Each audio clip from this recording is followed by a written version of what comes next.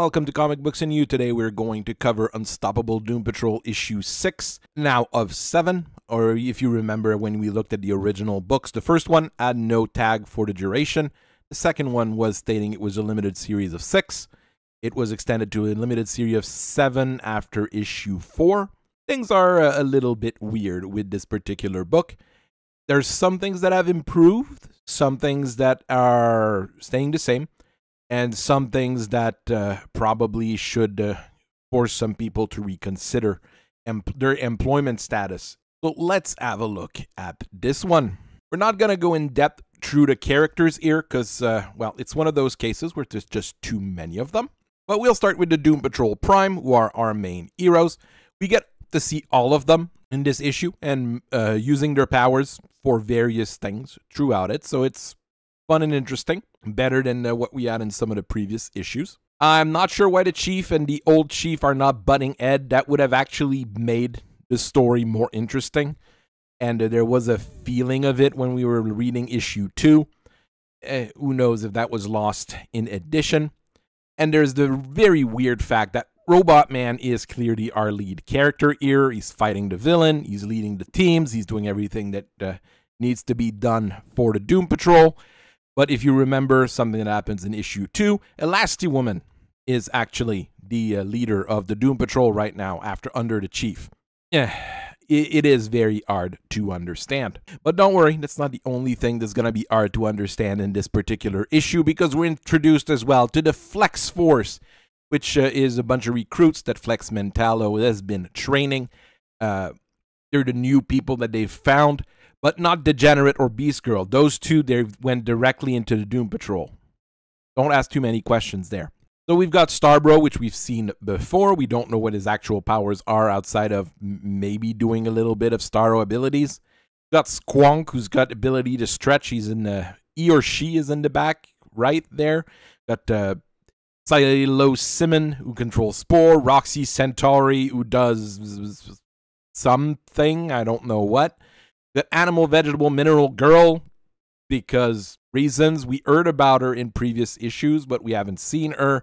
Don't you remember how great it is to just, have a series where you start learning about the characters rather than, getting them thrown at you? I just finished reading The Ambassadors. That was a great series where you got to learn about characters. Never mind. But don't worry, there's also the Doom Patrol Dark, or I can't remember how they decided to call them. Robot Man just calls them the Magic Dorks. And you remember them, I am sure, from about 2 panels we had with them in issue 2. Okay? There's a black nerdy kid that throws energy. There's a cat person, not sure if it's a cat man or a cat girl or a cat thing. I mean, it's a cat. And we've got Kipling, who's basically John Constantine, but with a bony arm. Don't ask questions. I have no idea at this point. But we're not done, because there's villains in this one too. Lots of villain. A whole bunch of evil metahumans. There's an Elephant Man. There's Dr. Inside Out, Gemini Demile, Plasmus, and there's actually one that's actually threatening that's called the Quiz. Are you starting to see that there might be a bit of an issue with this issue? And yet we're not done. Because we've got General Immortus, we've got Drew, and we've got Mala in this issue as well. And I still don't understand why Mala betrayed the Brain. It makes no sense, especially once nowadays, since they're being portrayed more as lovers than partners in crime. And then you've got Drew, the evil witch doctor Hugan, and who's also someone who hangs out with the Brain, but now he's working with Immortus after he's killed the Brain. Don't ask questions. Okay, that gets complicated. There's other stuff that gets complicated in there. But let's get to it. Our story begins as the Flex Force has to train in a Capture the Flag tag match against the actual Doom Patrol.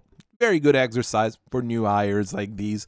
Very good at testing their superpowers, and lets the Doom Patrol, test their powers as well and test it against new opponents. Even though, Starbro and AVM Girl, both characters we've already met before and they fought before. Never mind. But, it's a good overall exercise. And all that is under the scrutiny of our unky slab of beef, Flex Mentallo. course, the Doom Patrol has a bit of an advantage due to the fact that they're, a little bit more performant, and they've been at it for a bit longer than the newbies. But the newbies are trying their best, and they're abusing and using their powers best they can. They eliminate Starbro first, probably for a good reason. Squonk is able to dodge quite a few things, but Degenerate gets madder and madder by insulting him, I'm not sure. And, Degenerate manages to tag Squonk, Simon, and disables Robot Man and the last two women with her spore powers. I'm not sure what Roxy Centauri does, because that's about the only panel where we see her. Very important character in this book, as you can tell. The one that actually does the bulk of the work is Animal, Vegetable, Mineral Girl, which prefers to be called AVM. And she uses her power. She disables Beast Girl and the worm there fairly easily. Just smashes down a bunch of crystals on Degenerate to disable him. She gets very close to the flag, but Larry just gets the negative spirit back into him and tags her very quickly. Big advantage of being able to be in two places at once. If you ask me, this is the first book. This should have been 24 pages, and we should have had a lot more discussion about our new characters in the Flex Force. We should have seen far more usage of their powers, but this is maybe 4 pages, maybe 5 pages in the book. Because suddenly Larry gets a call from Mento, and he says that they're under attack, and the villains start pouring into the Doom Patrol compound. Robot Man obviously takes the lead because he's the actual leader of the Doom Patrol. Let's face it, he knocks the big elephant-looking dude fairly quickly. The old chief uses weapons mounted on his wheelchair to defend himself and help out, after saying to the current chief that she's got this and she's the best, and give a lot of positive affirmation to the Whammon, because that's what's important in life. I'm starting to come out here a little bit outside of what I normally do in these reviews, but it's understandable with this book. The new chief, not the old chief, but the new chief suddenly starts doubting herself, which leads Robot Man to realize that the bad guys actually brought the Quiz with them. The Quiz is really cool power. She here, I think, got all the superpowers you haven't thought of yet. So that's a really cool ability overall, and that should have been our main villain for the entire book. Well, at least entire second book. Squonk realizes that Quiz is using the power of imposter syndrome on the chief, and it frees Crazy Jane to go and fight. But Squonk gets killed, maybe, I'm not sure, by Dr. Inside Out. I'm not sure I'm supposed to care. It angers AVM, and she starts beating on them a lot, and I don't know, honestly. Because there we've got, they're fighting all the villains, everything's really confused. We're not sure if the Doom Patrol's gonna win or not, and this should have been the end of our second book. Or actually, this page should have been the end of the second book, when the magic dorks show up, and they use their powers to really quickly eliminate all the metahumans or something like that. I'm not quite sure what's going on at this point. Actually, I have no idea what's going on at this point, and it gets very out of hands. Kipling explains to Robot Man that the main bad guy are actually at the cemetery digging up Dorothy. You know, Dorothy. She's a member of the Doom Patrol from back in the days that we haven't heard of in this series. And actually, in previous series, she wasn't mentioned a whole lot either. Last time I remember her, she was in the coma in an hospital, not dead. I don't know. But that's very important here. And Drew is doing some nasty Udin stuff with General Immortus and Mala. But they're interrupted by Robot Man, since he's the actual leader of the Doom Patrol, and the old chief, and not John Constantine. And it goes bada with Mala there at the bottom when they try to stop them. General Immortus drinks a vial of wax, and he starts melting, and he falls into Dorothy's grave. And we think he's dead at this point, but no, he gets back up as the Immortal Flame. Who's the Immortal Flame? Why is it important? What is going on? I've got the actual book with me right here, and I don't know what's going on. We've just spent 5 books before that setting up something, and everything's crammed into this issue. This is basically 3 issues crammed into one. Capture the Flag is issue 1. It ends with the villain showing up as a cliffhanger at the end of that issue. The villain battle should have been a full issue, ending with the magic dorks showing up at the end of that one.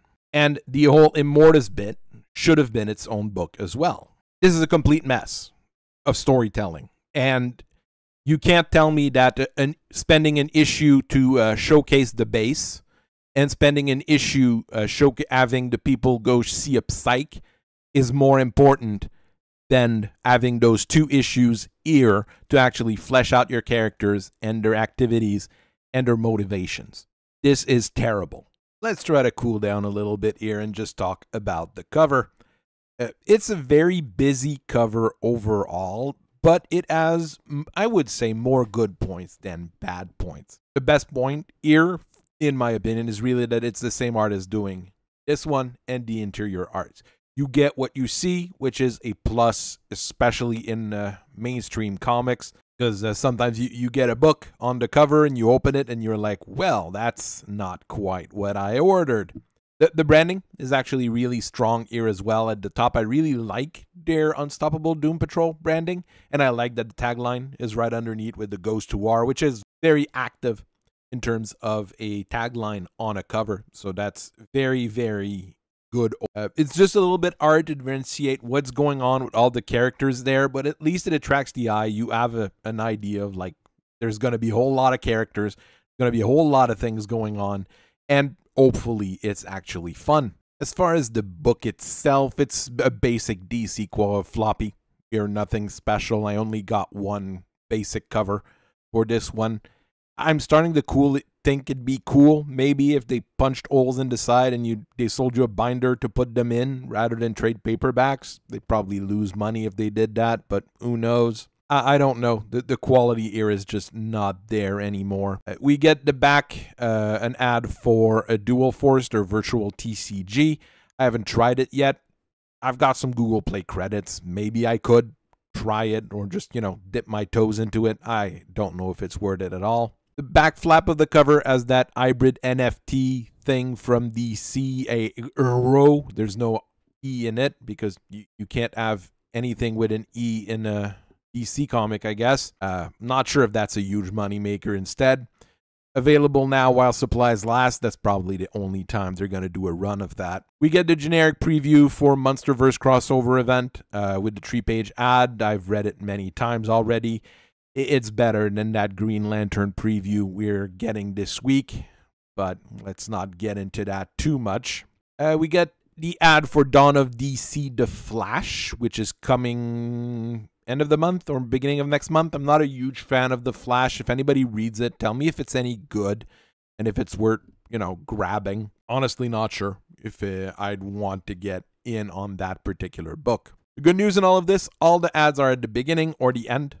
The story itself is not broken up by ads, because if they did, we'd probably realize that it's 3 books crammed into one rather than one single book. There is a good point to this book, however, in terms of the art. We've seen a very nice improvement over the course of the 6 books on the quality of the art in this whole series.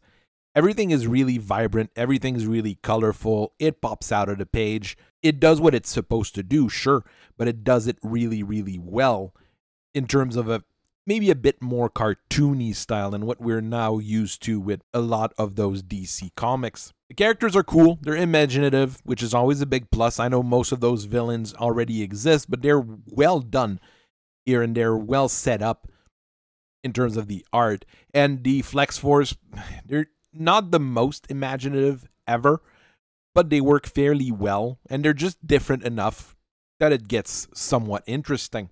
I mean, I think Squonk kind of works as a character. Same with Psilocymmon. We have no idea what Roxy Centauri does or what she's able to do. Is she a fancy star girl? Something like that. And we've got a retread of Animal, Vegetable, Mineral Man as a girl because we need to gender swap everything nowadays. All of those characters work fairly well, and they're not awful. General Immortus Task Force is fairly imaginative. It's nice to see a bunch of B and C tier villains just getting into it with people. Most of them probably need more representation in comics. We always end up getting the same villain a lot of times, and right now it's the Demolition Team and Peacemaker in 3/4 of the stuff we read from DC.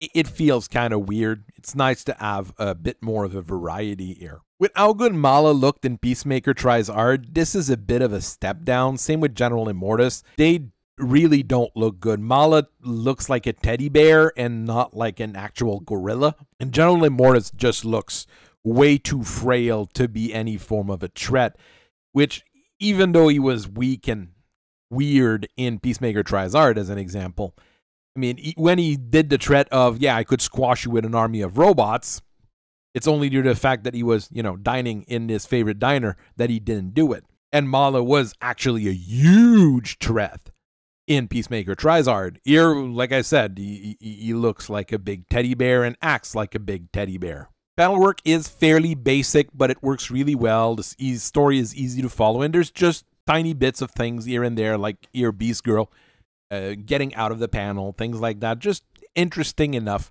to keep you entertained. It doesn't need to be any better than this for what that story is. The magic effect from the Magic Geeks is pretty good as well. I like the portal. I like the energy coming out of the nerds, and I have no clue who they are, what they do, where they come from, anything fancy.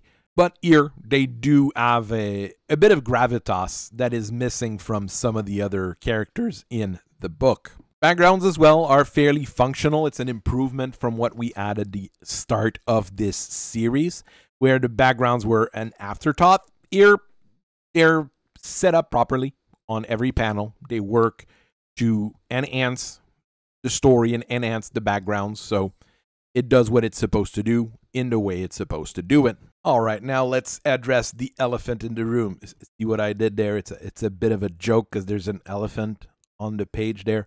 What the hell is going on in this series?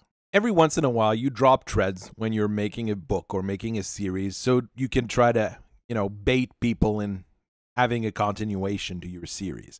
Or, you open doors and you hope people walk through them and give you enough money to go through them. But here in this particular book, what we have is loose threads everywhere and people stumble over them. We don't know what's going on. We don't know who half the characters are. Even the characters that we're used to seeing, Robot Man, Elasti Women, Larry, the Chief, we don't even know who they are. We don't understand what their characters is.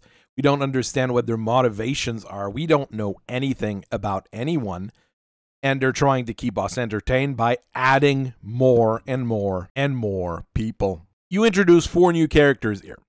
And we actually spent time with one of them, Starbro. We've heard of Animal, Vegetable, Mineral Girl because it was mentioned in passing in 2 of the issues. And here, those characters that we're being introduced to here are not, like the villains we see. Those villains are villains that are already existing that they're introducing here, so they can have a bit of something to play with.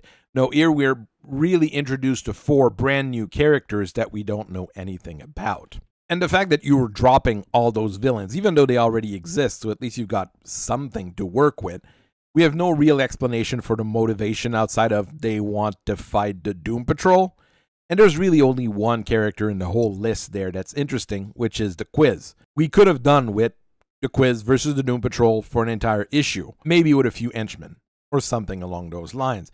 Here is just so all over the place that we can't follow what's going on. But that's not the worst thing here. We have no idea what Immortus's motivations are. Why is he drinking that wax and turning into the immortal flame? Why are the Brain's acolyte turning on him? What's the motivation of digging up Dorothy's body? We don't know anything outside of maybe 2 or 3 little blurbs that we had before. And to be honest, the last time I saw the Brain, he was being exploded while he was in Chemo's body by the War Wheel in Red Bee. And that was a far more interesting situation. And we can even see Mala here in Chemo's hand. Another thing here, what about Peacemaker? What about Metagen Corp? What about the whole plot to infiltrate the Doom Patrol? That's not going anywhere. And I mean, you can't resolve that in the next issue unless they start mixing in 3 or 4 books at the same time. We only have 1 book left in this miniseries that already went 1 issue over what a normal DC miniseries goes. If they had gone the, 12 issue route, maybe we would have managed to cram everything in, but that's not what they were given. That's really, really not good. There is, however, a positive message in the story, and we'll finish the story elements with this. It's good to work out. It's good to become the best that you can be.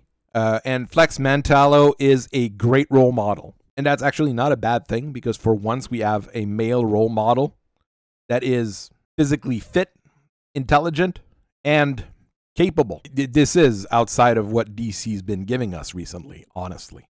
This is the book with probably the worst pacing I've ever seen in comics, at least in recent history here.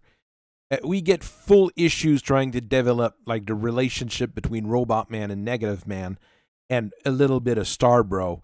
And then you get an whole issue on Let's Talk to the Psyche and introducing the base.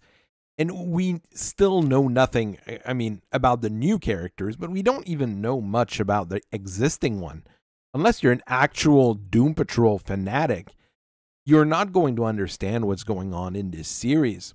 We would have needed an issue to introduce AVM Girl. That would have actually been interesting. We would have had a fight with a Animal, Vegetable, Mineral Man. That's fun. And we've introduced, what, 12 characters in this issue? I mean, we've seen Drew before, but it's not like he did anything. I'd barely say that we haven't seen Immortus or Mala do anything. It just is way too much in way too short of a time. And let's also forget that we don't have any explanation of who Dorothy is. So unless you've read the original Doom Patrol books or you've moved around, then you're Wikipedia hunting, like unfortunately too many people are, you're completely out of luck here. Whoever the editor is for this book is who needs to have a talking to.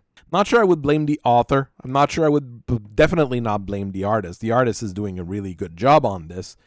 The author probably should have not given those scripts out, that's for sure. But the editor that led those scripts through is the one to blame for this whole mess here. And does that go higher up to the line editor and the line director? Probably. Someone would have needed to greenlight those things with how they are set up and how it interacts with other books in the DC universe. Like, how does that actually work? It's a series with a lot of ups and downs overall, but sadly, it's mostly been down in terms of the story and the pacing. At first, I thought the art would have been the weak point of this series after the first 2 issues, but as time went on, the art went better, or at least more imaginative, and the story went down the drain, and the pacing was already a mess as of issue 1. I do love the Doom Patrol. It's one of the teams that I've learned to love over time. I've read a lot of Doom Patrol recently. The stories we're given here are super rushed, and they feel like filler material rather than actual books. Like I keep saying here, it's whoever approved those books and the line director here that needs to be scrutinized for incompetence with how this was managed. This will not grow the Doom Patrol brand and will not keep the Doom Patrol in people's minds, which is what you would want to do now that the series on HBO Max Plus whatever is over. This is really a thing that I would only recommend you get if you actually love the Doom Patrol. And even if you love them, you might not want to get it because it kind of ruins parts of it. Not as bad as some of the other DC books have been ruining characters, mind you, but it's been ruining stuff as well. So I hope you guys did enjoy me going through this book, even though it's been a bit rough. I hope you have a very nice rest of your day. Keep on reading comics, keep on enjoying them. I'll keep analyzing them and reviewing them. And I'll see you guys later. Bye-bye.